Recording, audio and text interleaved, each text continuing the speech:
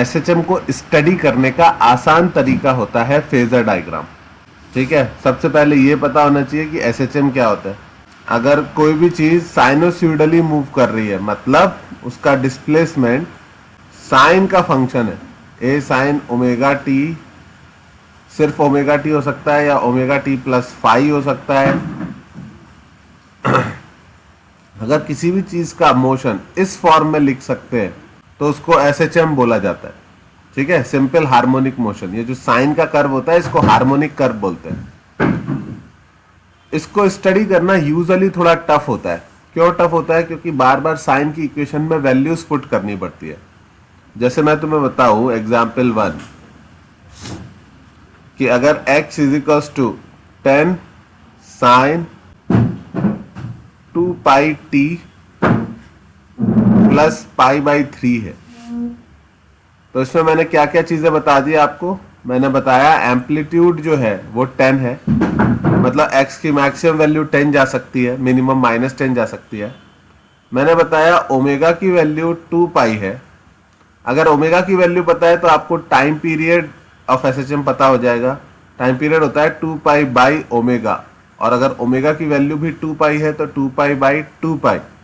तो इस एसएचएम का टाइम पीरियड होगा 1 सेकेंड बाद ये खुद को रिपीट करता है। 1 सेकेंड बाद ये एसएचएम खुद को रिपीट करता है। और तीसरी चीज मैंने बताई इनिशियल फेज की वैल्यू पाई बाई 3। तो इन तीनों का क्या मतलब है ये आपको बहुत क्लियर समझ में आना चाहिए। एम्पलीट्यूड तो सबको समझ में आ जाता है, मैक्सिमम मिनिमम वैल्यू। ये होती है एंगुलर फ्रीक्वेंसी ओमेगा, और ये होता है इनिशियल फेज फाई। तो समझना इस एसएचएम का ये डिस्प्लेसमेंट है। अगर इसको डिफरेंशिएट कर दे तो v is equals to dx by dt हो जाएगा। आई होप डिफरेंशिएट करना आता हो। 10 sign omega t plus five का डिफरेंशिएशन होगा 10 cos omega t plus five, और ओमेगा टी प्लस फाइव का डिफरेंशिएशन आ जाएगा सामने की तरफ, ओमेगा से मल्टीप्लाई करना पड़ेगा, तो इंटू 20 इंटू 2 पाई और हो जाएगा। तो डिस्प्लेसमेंट और वेलोसिटी की वैल्यूज अलग अलग होंगी मैक्सिमम मिनिमम, पर एक चीज दोनों में कॉमन है और वो है ये वाला angle. This angle tells you everything about SHM, hence this whole angle is called the phase of SHM. एक ही पार्टिकल जब एसएचएम में होता है तो वो ड्यूरिंग द मोशन रेस्ट पे भी आता है, मैक्सिमम वेलोसिटी पर भी आता है, between extreme and mid point भी आता है। बहुत सारी पोजीशन लेता है एक पार्टिकल एसएचएम में। यहां पर भी आएगा, यहां पर भी आएगा, यहां पर रेस्ट पे आएगा, फिर यहां पर सेम पॉइंट पर होगा लेकिन वापस जा रहा होगा, सेम पॉइंट पे होगा लेकिन मैक्सिमम वेलोसिटी से वापस जा रहा होगा। तो एक पार्टिकल एक एसएचएम में बहुत सारी पोजीशन लेता है। ठीक है, कई बार एक ही पोजीशन पे 2 बार आता है, तो इस केस में उसका पोजीशन सेम होगा इन दोनों पॉइंट पर, लेकिन फेज अलग अलग होगा। समझ में आती है बात है नहीं? This thing is called the phase of SHM and it tells you everything about SHM. अगर मैं तुमसे पूछूं कि तुम क्या चल रहा है भाई, लाइफ में तुम्हारे क्या चल रहा है, तो तुम कई सारी चीजें बोल सकते हो। आकाश क्यों कॉल कर रहा है? हेलो, हाँ क्या हुआ? आवाज चली गई? बाकी लोगों को आवाज आ रही है क्या? क्लियर आवाज आ रही है राहुल? बेटा नेट की दिक्कत है कुछ, यहाँ पर हो रही थी लेकिन यहाँ बंद हो गई बारिश। क्या किया जाए फिर? रिकॉर्ड तो मैं कर ही रहा हूँ, एसएचएम ही पढ़ा रहा हूँ। ठीक है, एसएचएम भी कुछ नहीं, बस फेजर पढ़ा रहा हूँ। पहले पढ़ा हुआ तेरा आता है? ठीक है, मतलब आज बहुत छोटी सी क्लास लूंगा 1 घंटे की बस, और उसमें फेजर पढ़ा दूंगा। तो ये वीडियो तुम 1-2 बार देख लेना और टाइम भी मिल जाएगा। नेक्स्ट तो सैटरडे को क्लास। ठीक है, ठीक। हाँ भाई, ये बात समझ में आई कि एक एसएचएम में एक ही पॉइंट पर पार्टिकल 2 बार भी जाता है, तो दोनों बार उसकी पोजीशन सेम है लेकिन वेलोसिटी अलग अलग है। तो इसका मतलब दोनों बार वो सेम फेज में नहीं है। अगर मैं पूछूं कि तुम्हारी लाइफ में क्या चल रहा है बच्चों, तो तुम क्या क्या बताओगे? तुम बताओगे कि तुम स्कूल जा रहे हो आजकल, तुम्हारा अभी कोचिंग जा रहे हो, है ना, कुछ नई चीजें सीख रहे हो, पर ओवरऑल क्या चल रहा है तुम्हारी लाइफ में? The phase of your life is coaching वाली फेज। ठीक है, अगर तुमने बोल दिया कि मेरी लाइफ की कोचिंग वाली फेज चल रही है, तो इसका मतलब मुझे लगभग एक जनरल आइडिया हो जाएगा कि तुम्हारी लाइफ में चल क्या रहा है। तुम्हें अलग अलग कंपोनेंट्स बताने की जरूरत नहीं है। ऐसी एसएचएम का फेज ऐसी चीज है ये वाला एंगल, जब आपको ये वाला एंगल पता है तो आपको इसके बारे में जनरल सारी बातें पता है। कैसे पता है? यहीं पे बनाता हूं। जनरल सारी बातें कैसे पता है बच्चों? अगर ये पूरा फेज 0 डिग्री है ना, अगर ये फेज 0 डिग्री है तो x की वैल्यू कितनी हो जाएगी? 10 साइन 0 यानी कि 0। तो आपको तुरंत पता चल गया कि ये पार्टिकल मीन पोजीशन पर है। अगर ये पूरी वैल्यू π/3 के बराबर है या π/4 के बराबर है तो x की वैल्यू हो जाएगी 10 साइन π/4। π/4 साइन 45 होता है 1/√2, तो ये हो जाएगा 10/√2। अगर ये पूरी वैल्यू π/2 के बराबर है तो हो जाएगा x की वैल्यू 10 साइन π/2। साइन π/2 1 होता है साइन 90। तो इसका मतलब ये पार्टिकल अब एक्सट्रीम पोजीशन पे है। यहां पर मीन पोजीशन पर था, यहां पर एक्सट्रीम पोजीशन पर है। तो the phase of the SHM is very important because it tells you everything about the SHM। और फेज में अगर t की वैल्यू 0 पुट कर दी जाए, फेज क्या हुई? फेज हुआ वो angle omega t plus five. और इनिशियल फेज क्या हुआ? जब t की वैल्यू 0 पुट करोगे तो फेज की कितनी वैल्यू है? वो हुआ 5। आई बात सबको समझ में? इसको नोट डाउन करो।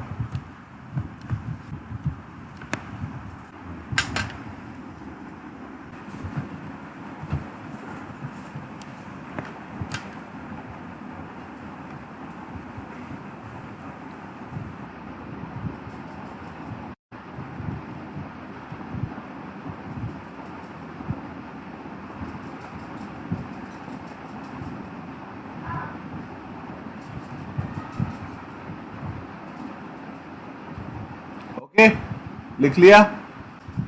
फेजर रिप्रेजेंटेशन की नीड क्या है? वो इसलिए है क्योंकि ये जो पार्टिकल मूव कर रहा है इसकी वेलोसिटी, एक्सेलरेशन, डिस्प्लेसमेंट सब कुछ बार बार चेंज हो रहा है। मान लो ये प्लस a से माइनस a के बीच में भाग रहा है और यहां पर ये मीन पोजीशन पर था। मैंने पूछा इसको मीन पोजीशन से एक्सट्रीम पोजीशन और मीन पोजीशन के मिड पॉइंट तक पहुंचने में कितना टाइम लगेगा? यहां से यहां तक पहुंचने में कितना टाइम लगेगा? अगर इस SHM का पूरा टाइम पीरियड कैपिटल T है तो यहां से यहां पहुंचने में कितना टाइम लगेगा? तो तुम कैसे कैलकुलेट करोगे?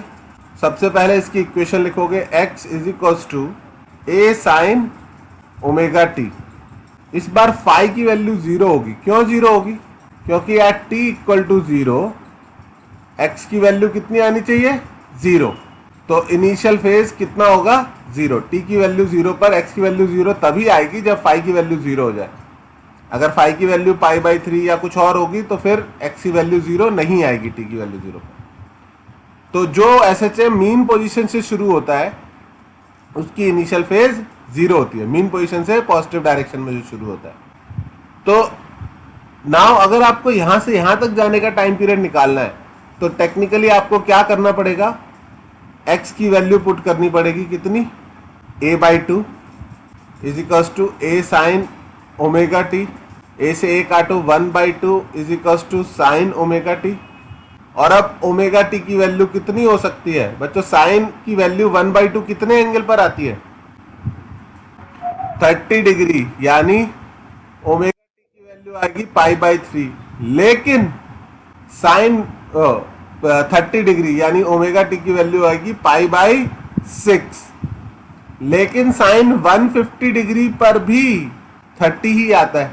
साइन 30 डिग्री और साइन 150 डिग्री की वैल्यू बराबर होती है।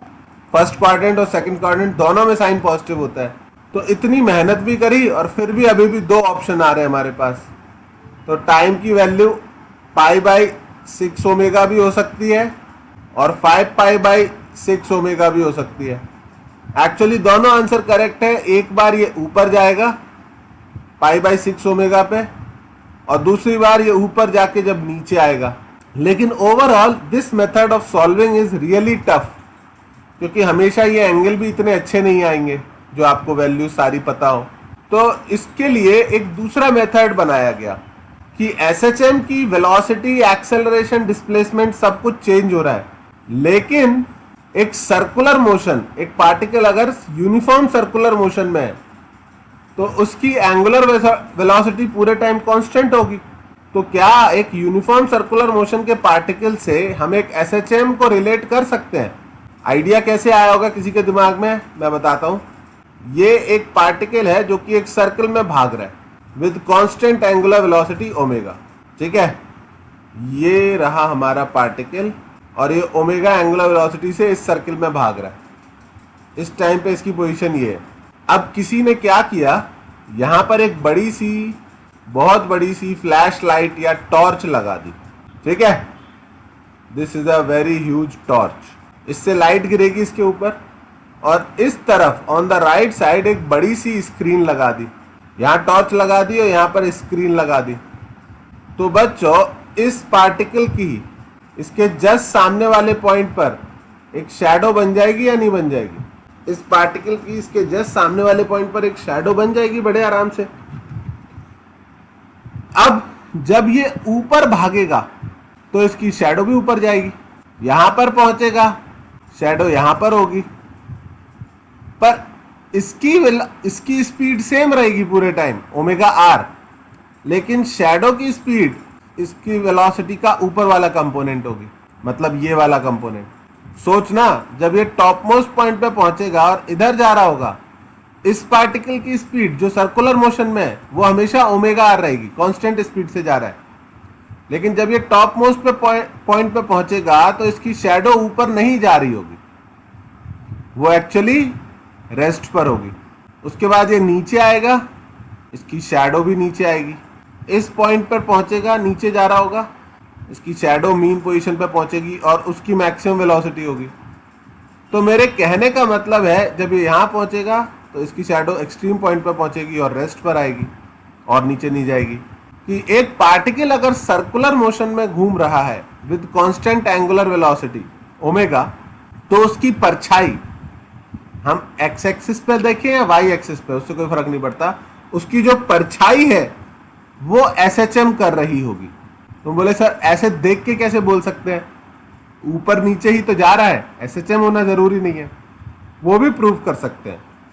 अगर किसी टाइम पर इसका एंगल हम थीटा मान लें, तो थीटा इंक्रीज हो रहा है किस रेट पे, d theta by d t is equals to omega पे। तो डी थीटा को क्या लिख सकते हैं, omega into d t. Integrate करें तो theta is equals to omega t plus constant of integration, और यहां पर कांस्टेंट ऑफ इंटीग्रेशन को क्या लिख सकते हैं, फाई। तो थीटा की वैल्यू टाइम के साथ चेंज हो रही है और कितनी रह रही है, ओमेगा टी प्लस फाई। अब अगर मैं बोलूं कि मुझे इस पार्टिकल से कोई लेना देना नहीं है, मुझे तो इसकी शैडो की पोजीशन बताओ आप, थोड़ी देर के लिए चाहो तो इसको एक्स एक्सिस मान लो, वाई भी मान सकते थे पर एक्स मानने में फायदा है, इसको एक्स एक्सिस मान लो। तो इसका एक्स कोऑर्डिनेट ये कितना होगा, तो तुम बोलोगे सर ये जो भी लेंथ है उसका साइन थीटा, लेट्स से इस सर्कल की रेडियस है ए, तो ये वाली रेडियस हो गई ए, तो x की वैल्यू क्या आपको दिखाई दे रही है, a साइन थीटा आ जाएगी। ये इंपॉर्टेंट है, आपको खुद से दिखाई दे जाए कि इस शैडो का x coordinate will be sine of जितनी भी ये रेडियस है। यहां पर ये किया मैंने, ये a है, ये x निकालना है, ये एंगल थीटा है, ये 90 है, तो x is equals to a sine theta. समझ में आई बच्चों बात? तो अगर x की वैल्यू a साइन थीटा लिख सकते हैं और थीटा की value omega t plus five लिख सकते हैं, तो x की वैल्यू क्या आ गई, a sine omega t plus five. तो बोले अब तो मानोगे कि इसकी जो शैडो है वो एसएचएम कर रही है। For every particle in circular motion with constant angular velocity there is a shadow which is doing simple harmonic motion। तो अगर हर एक सर्कुलर मोशन के लिए एक SHM बनाया जा सकता है, तो हर एक SHM के लिए एक सर्कुलर मोशन भी सोचा जा सकता है। तो सर्कुलर मोशन के शैडो को SHM बोलने की बजाय एसएचएम के सर्कुलर मोशन को बोला जाता है फेजर। क्या बोला जाता है बच्चों? फेजर। फेजर क्या होता है? एक रोटेटिंग वेक्टर होता है जिसकी लेंथ एम्पलीट्यूड के बराबर होती है। जब वो रोटेट करता है तो उसका y कंपोनेंट और उसका x कंपोनेंट दोनों एक्चुअल में एसएचएम कर रहे होते हैं। आई बात समझ में या नहीं? इससे क्या फायदा होगा? इससे ये फायदा होगा कि अब चूंकि ये एसएचएम जो है इसकी एंगुलर वेलोसिटी कांस्टेंट है पूरे टाइम, सभी चीजों का टाइम कैलकुलेट करना इसकी मदद से बहुत इजी हो जाएगा। बहुत सारे क्वेश्चंस इसकी मदद से सॉल्व करना इजी हो जाएगा। तो वो नेक्स्ट पेज पे बताऊंगा, पहले इसको ड्रॉ कर लो।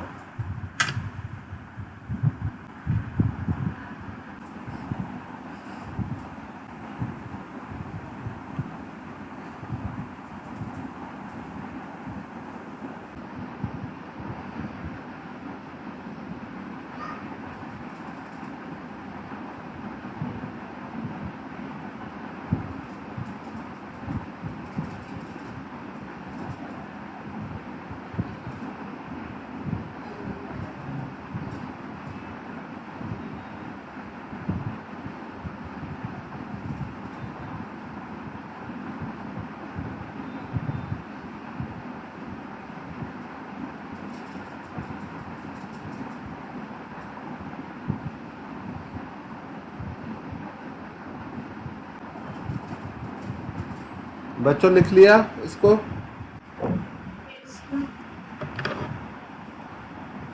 ठीक है, अब समझना इसको कि ये क्यों सिखाते हैं फेजर, इससे किस तरह से तुम्हारी लाइफ आसान हो जाएगी कई चीज़ों में। मान लो कोई एसएचएम है and it is going between -a and +a, ठीक है, और मैंने बोल दिया कि calculate the time in which it will go from a/2 to +a, यहां से यहां तक जाने का टाइम निकालो, ठीक है। और इसकी इक्वेशन भी नहीं दी मैंने तुमको, तो पहला काम तो तुम कंफ्यूज हो जाओगे कि इक्वेशन कौन सी लिखें, x = a sin ωt लिखें या x = a sin ωt + π/6 लिखें। क्योंकि अगर आप ये वाली इक्वेशन मानते हो तो एक्चुअल में एसएचएम यहाँ से शुरू होगा और फिर ये यहाँ पर पहुँचेगा और यहाँ से यहाँ तक का टाइम निकालना पड़ेगा। और अगर ये वाली सिचुएशन मानते हो तो t = 0 पर x की वैल्यू a sin π/6 यानी 1/2 a/2, तो फिर यही t = 0 है और बस यहाँ का टाइम निकालना है। अगर आप पहली इक्वेशन मानते हो तो ये t = 0 है और यहां से पहले यहां का टाइम निकालो, फिर यहां का निकालो, फिर माइनस करो।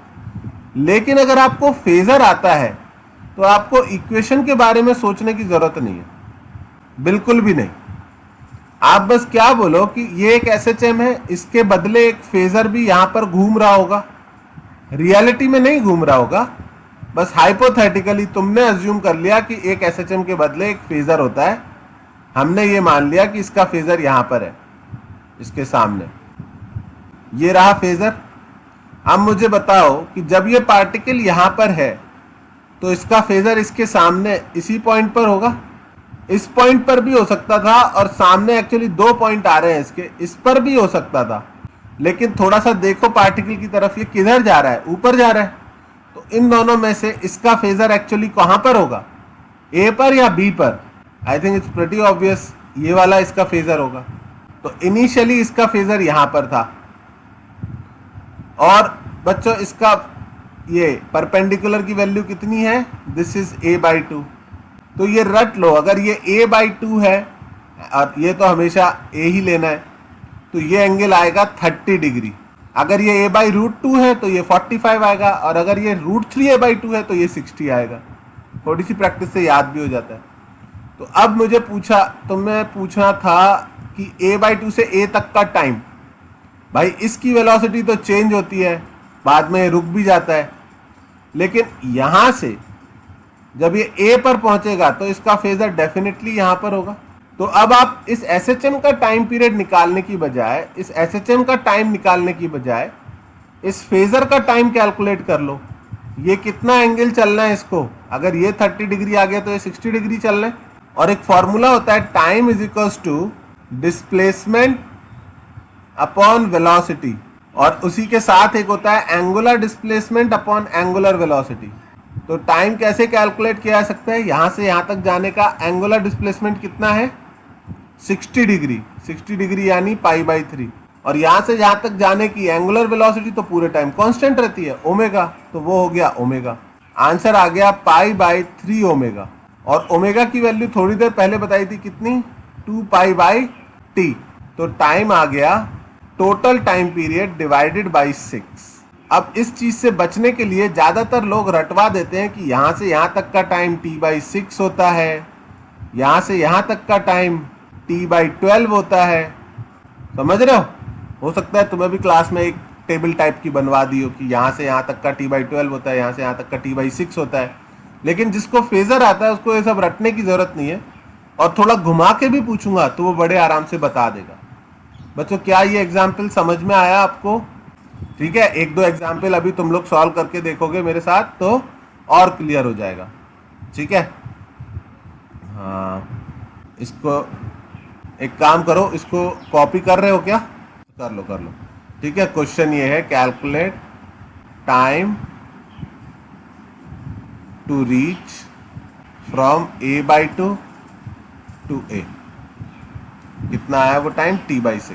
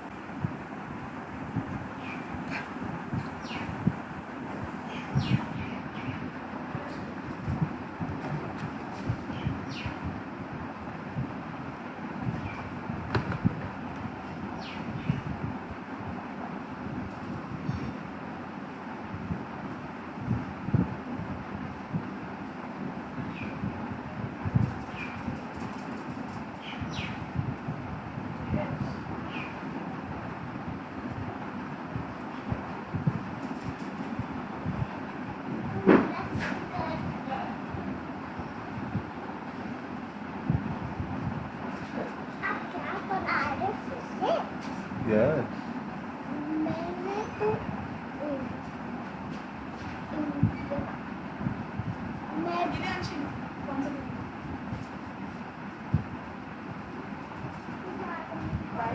ओके, ये लिख लिया। अब एक एग्जाम्पल दिखाओ। ठीक है,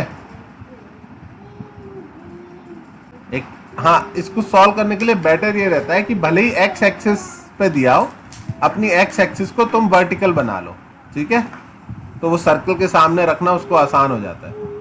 ऐसा कोई रूल नहीं है कि एक्स एक्सिस हॉरिजॉन्टल ही होनी चाहिए, किसी भी एक्सिस को एक्स एक्सिस मान सकते हो आप। एक पार्टिकल एसएचएम कर रहा है -a से a के बीच में, उसका टाइम पीरियड है कैपिटल टी। ठीक है, तो मैं बताना है कि उसको x इक्वल टू 0 से x इक्वल्स टू a/√2 तक जाने में कितना टाइम लगेगा। चलो ट्राई करो, इसका फेजर बनाओ, एंगल सोचो, इसके फेजर की पोजीशन लोकेट करने की कोशिश करो और आंसर निकालो। x इक्वल टू 0 से x इक्वल टू a/√2 तक जाने का टाइम निकालना है बच्चों।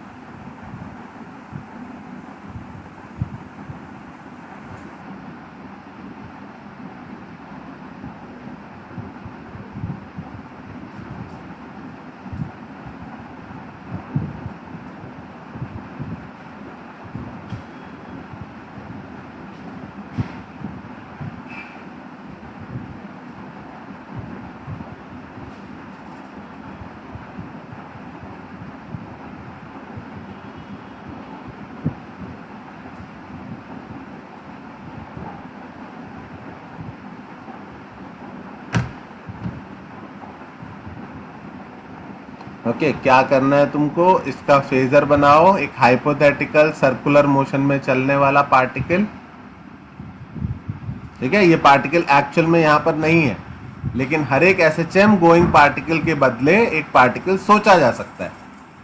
तो इनिशियली ये एसएचएम वाला पार्टिकल x इक्वल टू 0 पे ऊपर जा रहा होगा, इसका फेजर यहां पर ऊपर जा रहा होगा। थोड़ी देर बाद ये x इक्वल टू a/√2 पर ऊपर जा रहा होगा, इसकी स्पीड थोड़ी कम हो गई होगी, पर हमें उससे कोई मतलब नहीं है। a/√2 के सामने वाला पॉइंट ऐसे करके डॉटेड लाइन खींचो, a/√2 पर फेजर या तो यहां होगा या फिर यहां होगा। इस केस में ऑब्वियस सी बात है ये वाला ट्रू होगा। समझ में आई बात? अब जो फेजर होता है उसकी रेडियस हमेशा हम एम्पलीट्यूड के बराबर लेते हैं। ओके, उसकी रेडियस एम्पलीट्यूड के बराबर लेते हैं।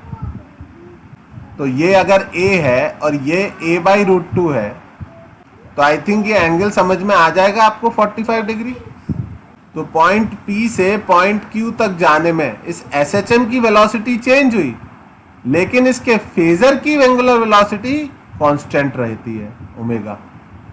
तो हम टाइम किसके लिए निकालेंगे? SHM के लिए नहीं, फेजर के लिए। Angular displacement upon angular velocity.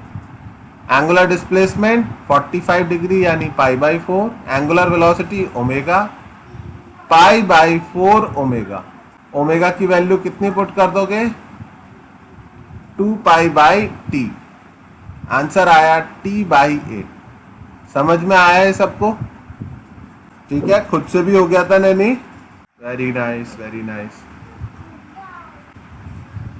Okay, अब मैं फिगर बना के नहीं दूंगा, तुमको थोड़ा सा सोचना पड़ेगा। नेक्स्ट क्वेश्चन के लिए तैयार हो? इसको हटाओ। 45 डिग्री कैसे आया? ध्यान से देखना बच्चा, वो ट्राइंगल जो बन रहा है ना, राइट एंगल, उसमें ये थीटा निकालना है। ये a है और ये a/√2 है, वो दिख रहा है? वहां पे थोड़ी भसड़ है, लेकिन सोचो साइन थीटा कितना हो जाएगा? a/√2/a यानी 1/√2। साइन थीटा 1/√2 कब होता है? जब थीटा 45 है। समझ में आया?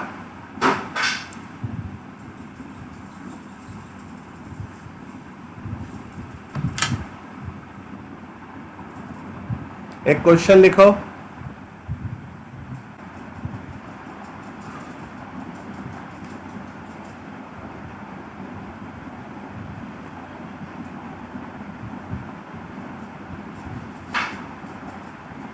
एट t इक्वल टू 0 यानी शुरुआत में, स्टार्टिंग पॉइंट पर, at t equal to 0, at t equal to 0 a particle is at x equal to √3a/2 moving away from mean position. Calculate the time t when it reaches the mean position again.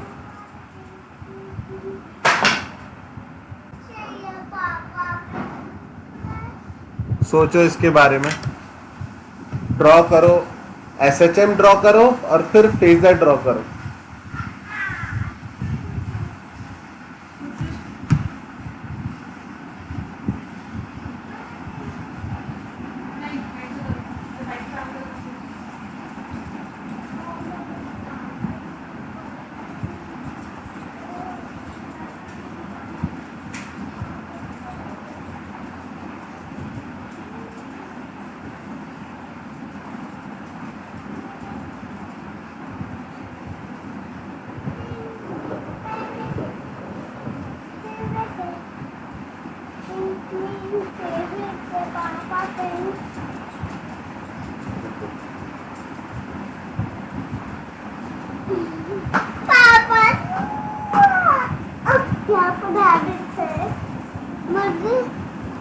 बच्चों को ABC से पढ़ा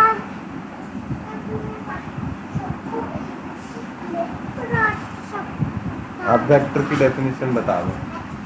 definition क्या होती है? बताओ, बताओ, आप बताओ। अब बताओ। वेक्टर एक क्वांटिटी होती है। क्वांटिटी होती है, जैसे मैग्नेटिक भी होती है और डायरेक्शन भी होती है। इसका मैग्नीट्यूड भी होता है और डायरेक्शन भी होती है। और डायरेक्शन भी होती है। हाँ, और न्यूटन्स लॉ क्या बोलता है? न्यूटन्स लॉ रिएक्शन हैज माना अपोजिंग रिएक्शन। रिएक्शन। जैसे पापा ने अंश को धक्का दिया तो अंश पापा को धक्का देगी। Very good. भाग जाओ पापा। क्या? अरे 1-2 साल के अंदर इससे डेमो क्लास दिलवाऊंगा मैं।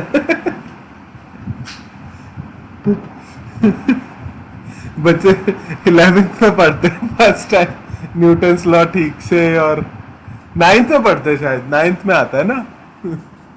पर अच्छा, अब मेरे को पढ़ाने दो, तुम मत पढ़ाओगे, इतना ही आता है तुमको, 2 ही डेफिनेशन आती है। एक सब चैप्टर की एक डेफिनेशन याद करा दूंगा, ठीक है। चलो, at t equal to 0 particle is at x equals to √3a/2। पहले SHM बना लेते हैं, ठीक है, साथ में फेजर भी बना ही देते हैं, बनाना तो पड़ता ही है। कुछ नहीं करना है तुमको, बस एक लाइन छोटी सी खींचो और साइड में एक सर्किल बना दो, ठीक है। बहुत अच्छा सर्किल भी बनना जरूरी नहीं है, अंदाजे से भी काम चल जाएगा। हाँ बेटा, ये बताओ, इनिशियली t इक्वल टू 0 पे पार्टिकल कहां पर है? हाँ, जब तुम्हें ये एंगल डायरेक्टली दिखने लग जाएगा ना, तब बड़ा फायदा होगा। √3a/2 बोला मैंने, ठीक है, √3a/2। तो इसका फेजर इसके सामने ही होगा यहां पर, और √3a/2 का मतलब, राहुल तेरे को भी समझ में आ गया? हाँ, कि √3a/2 अगर ये है तो ये डेफिनेटली 60 डिग्री आएगा। तो इनिशियली ये पार्टिकल यहां पर है और किधर जा रहा है? ऊपर जा रहा है। बोला है away from mean position. Away from mean position मतलब वो 2 पोजीशन पॉसिबल थी, या तो √3a/2 पर ऊपर जा रहा होता या नीचे आ रहा होता। चूंकि मैंने अवे फ्रॉम मीन पोजीशन बोला है तो डेफिनेटली ऊपर वाला केस लेना है, और ऊपर वाला केस मतलब फेजर डेफिनेटली यहां पर होगा। और अब ये ऊपर जाके घूम के वापस नीचे आएगा। पूछा है दोबारा मीन पोजीशन पे कब पहुंचेगा। अब इस क्वेश्चन को करने में बड़ी दिक्कत है, पहले इसका टाइम निकालो फिर इसका टाइम निकालो, ऊपर जाने का फिर नीचे आने का। फेजर के बारे में सोचोगे तो ये फेजर घूम के जब यहां आ जाएगा तो पहुंच जाएगा या नहीं मीन पोजीशन पर? 60 डिग्री है तो चुपचाप इसको 120 डिग्री चलाना है। टाइम होगा angular displacement upon angular velocity 120 degree, यानी कि 2π/3 अपॉन एंगुलर वेलोसिटी ओमेगा। तो 2π/3 ओमेगा, ओमेगा की वैल्यू पुट करो 2π/t, 2π से 2π कट जाएगा, आएगा t/3।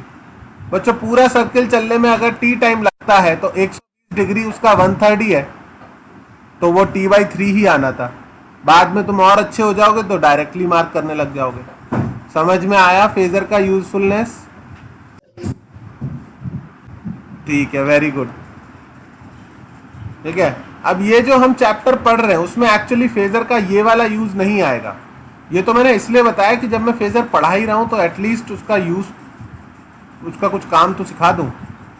उसमें देखना, उसमें हमें SHM कंबाइन करने की जरूरत पड़ेगी। तो combination of SHMs, I think ये लास्ट टॉपिक होता है SHM का।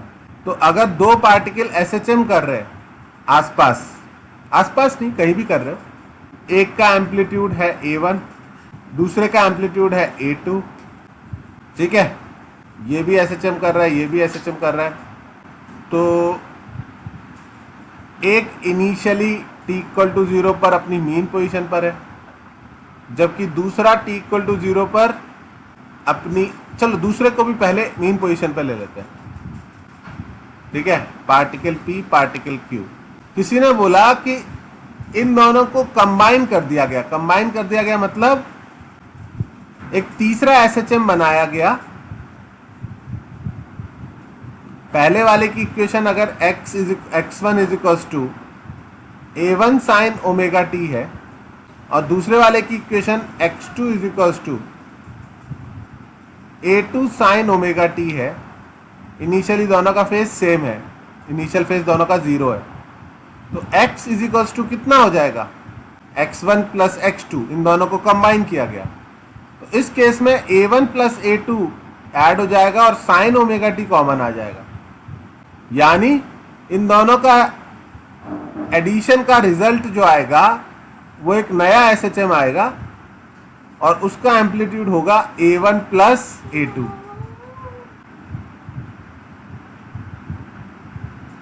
चूंकि इन दोनों का फेज सेम है बच्चों, तो जब ये एक्सट्रीम पोजीशन पे पहुंचेगा तभी ये वाला भी एक्सट्रीम पोजीशन पे पहुंचेगा और इन दोनों का टाइम पीरियड भी सेम होना चाहिए, ओमेगा भी दोनों का सेम है, ठीक है।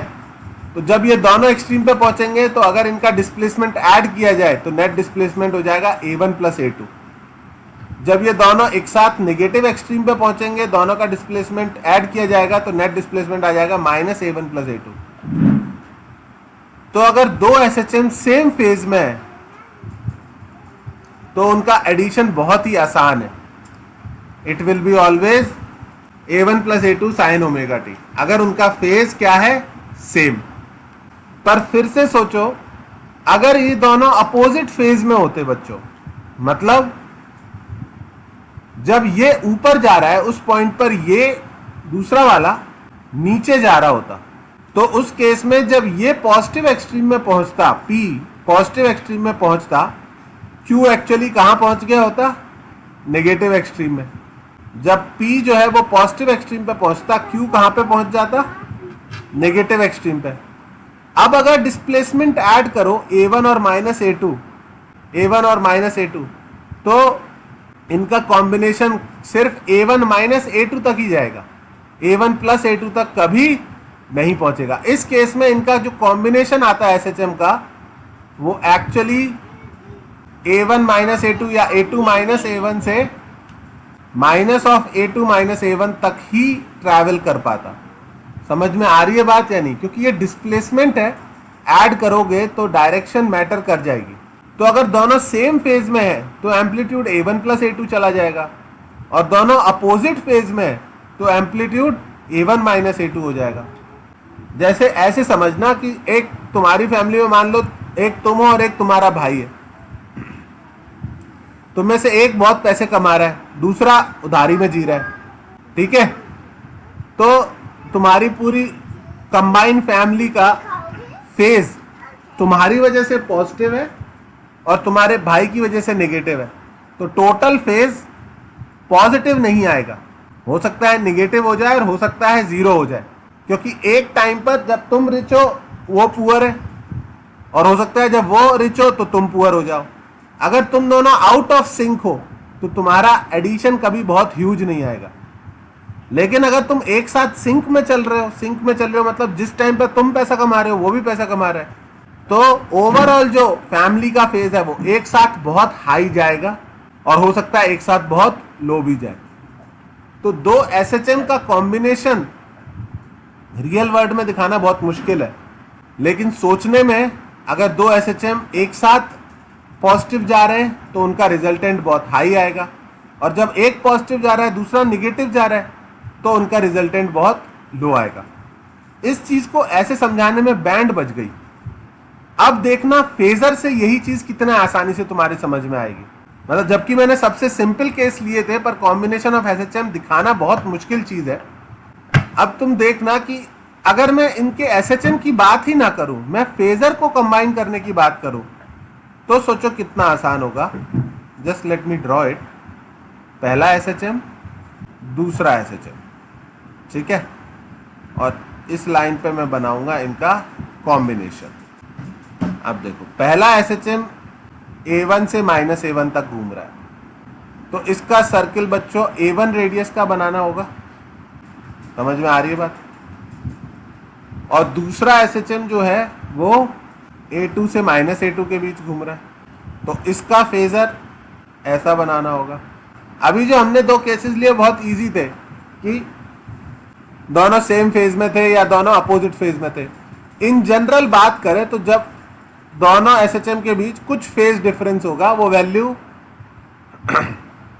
π/3 हो सकती है, π/6 हो सकती है, कुछ भी हो सकती है। तो लेट्स से जब पहला एसएचएम अपनी मीन पोजीशन पर है, दूसरा वाला मीन पर नहीं है, उसके अलावा किसी और पोजीशन पर है, लेट्स से यहां पर है। मैं कुछ रैंडम वैल्यू पकड़ रहा हूं ताकि मैं फॉर्मूला डिराइव कर सकूं। तो पहले वाले का फेजर तो ऐसा बनेगा इनिशियली, दूसरे वाले का फेजर बच्चों ध्यान से देखो तो ऐसा बनेगा, और इनके बीच जो एंगल है वो कोई भी वैल्यू हो सकती है, 0 भी हो सकती है, पाई भी हो सकती है, π/3 भी हो सकती है। तो मैं जनरल वैल्यू थीटा ले लेता हूं, नहीं थीटा नहीं, इन दोनों के बीच फेज डिफरेंस मैं फाई ले लेता हूं, फाई पकड़ लेता हूं। ओके, अब तुम ये सोचो कि ये जो दो फेजर है जब ये रोटेट करेंगे तो ये एसएचएम बहुत कॉम्प्लिकेटेड दिखेंगे। जब ये यहां पर पहुंचेगा, ये यहां पर होगा, नीचे आ रहा होगा, जब ये यहां पर वापस आएगा तो ये वाला यहां पर कहीं होगा, जब ये इधर पहुंचेगा तो ये वाला इधर कहीं होगा। एसएचएम बड़ा कॉम्प्लिकेटेड दिखेगा। लेकिन अगर फेजर के बारे में सोचो तो चूंकि दोनों सेम एंगुलर वेलोसिटी से घूम रहे हैं तो इनके बीच का एंगल चेंज नहीं होगा। जब ये वाला फेजर यहां पर होगा तब भी दूसरा वाला फेजर उससे फाई एंगल आगे ही होगा। समझ में आ रही है बात या नहीं? जब ये वाला फेजर यहां पर होगा रेड वाला, तब भी वॉयलेट वाला फेजर उससे 5 डिग्री आगे ही होगा। इन दोनों के बीच एंगल कभी चेंज नहीं होगा। और अपन ने वेक्टर से पढ़ा था कि अगर दो वेक्टर पता है तो उनका रिजल्टेंट कैसे ड्रॉ कर सकते हैं, पैरेललोग्राम बना के। ये क्या आ गया, इन दोनों फेजर का रिजल्टेंट, और इन दोनों का रिजल्टेंट भी हमेशा सेम जगह पे ही रहेगा, मतलब जगह सेम नहीं, इनके रिलेटिव सेम ही रहेगा। तो जब ये दोनों फेजर घूम रहे हैं तो एक्चुअली इनका रिजल्टेंट इस तरह से घूमेगा। तो दो फेजर को वेक्टोरियली ऐड करने से एक नया फेजर बना, और उस नए फेजर के लिए एक नया एसएचएम बनेगा। इसको बोलेंगे हम नेट। दोनों का रिजल्टेंट मैग्नीट्यूड कितना आया, दोनों एसएचएम को जोड़ने पर जो एसएचएम आया उसका मैग्नीट्यूड ए नेट बोल दिया मैंने। ये ए नेट की वैल्यू निकालने के लिए आपको कुछ नहीं करना, ये दो फेजर को ऐड करना है। एक फेजर ऐसा बनाया हुआ है, दूसरा उससे 5 डिग्री पर ऐसा बनाया हुआ है। वहां पे बहुत भसड़ होगी इसलिए अलग से बना के दिखा रहा हूं। एक की लेंथ a1 है, दूसरे की लेंथ a2 है। और रिजल्टेंट का बच्चों फॉर्मूला याद है वेक्टर्स का, क्या होता है? रिजल्टेंट का फॉर्मूला होता है, बोलो भाई, दो वेक्टर का रिजल्टेंट क्या होता है? a1 square plus a2 square plus 2a1 a2 cos phi. तो अगर आपको दो एसएचएम को ऐड करना है तो आप उनके फेजर को ऐड कर सकते हो, और जो नेट रिजल्ट आएगा उसका एम्पलीट्यूड होगा √a1 square plus a2 square plus 2a1 a2 cos phi. क्या ये बात समझ में आई या नहीं आई? अगर दो पार्टिकल्स एसएचएम कर रहे हैं, अगर दो क्वांटिटीज एसएचएम कर रही है और उनको ऐड कर दिया तो जो उनका रिजल्टेंट आएगा वो एक नया फेजर होगा, और उसका एंगल भी, इन दोनों के बीच एंगल कितना था? फाई। इसका एंगल भी एक नया एंगल आएगा थीटा। अगर तुमको थोड़ा बहुत वेक्टर्स याद है तो ये हो जाएगा a2 sin फाई, और बेस हो जाएगा a1 plus a2 cos phi, और tan थीटा की वैल्यू हो जाएगी a2 sin phi upon a1 plus a2 cos phi. ये दो फॉर्मूले आपको एसएचएम में सीखने थे, जो पता नहीं आपने कितने सीखे कितने नहीं सीखे। Please note it down.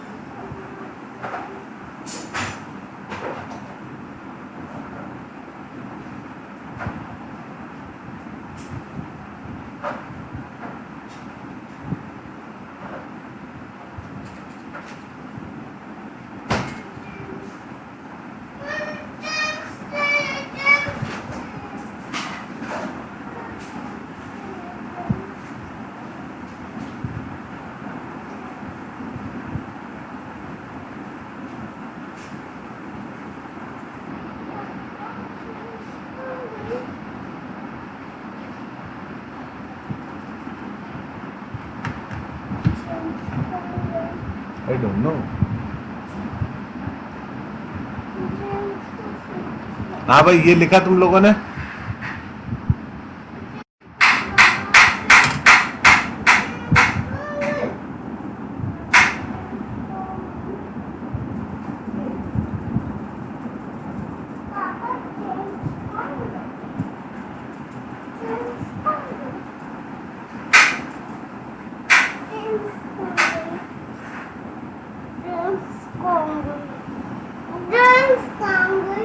I don't know. चलो पापा मेरे के साथ चलो। तुम घूमने जा रहे हो? चलो सच में आके उनकी सारी चेंज कर लेते हैं। रुक जाओ।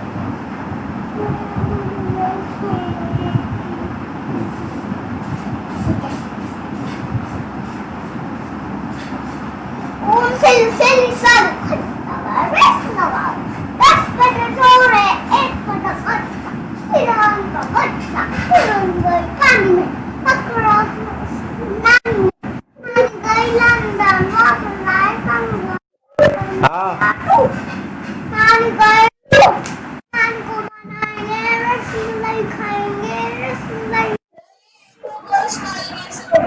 कौन सा कॉस्ट है?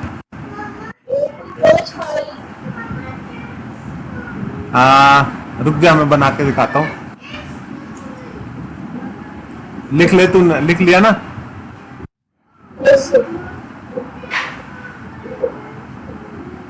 ठीक है, ऐसा है। एक वेक्टर है a1, ये अपनी मस्ती से घूम रहा है। दूसरा वेक्टर है a2, ये अपनी मस्ती से घूम रहा है। इनका रिजल्टेंट हमेशा सेम लेंथ का रहेगा, ऐसा मैं क्लेम कर रहा हूं। क्यों? क्योंकि इनके बीच का एंगल चेंज नहीं होगा और वो रिजल्टेंट हमेशा a1 से एक फिक्स्ड एंगल थीटा पर आगे रहेगा। ठीक है, कैसे निकालते हैं याद करो। अगर ये a2 है तो ये a2 हो गया, ये एंगल फाई हो गया, तो परपेंडिकुलर हो गया a2 साइन फाई और बेस हो गया a2 कॉस फाई। समझ में आया? और अब इस वाले ट्राइंगल में जिसमें थीटा है उसके लिए सोचो, ये हो गया a नेट, ये हो गया a2 साइन फाई और ये टोटल बेस हो गया a1 plus a2 cos phi.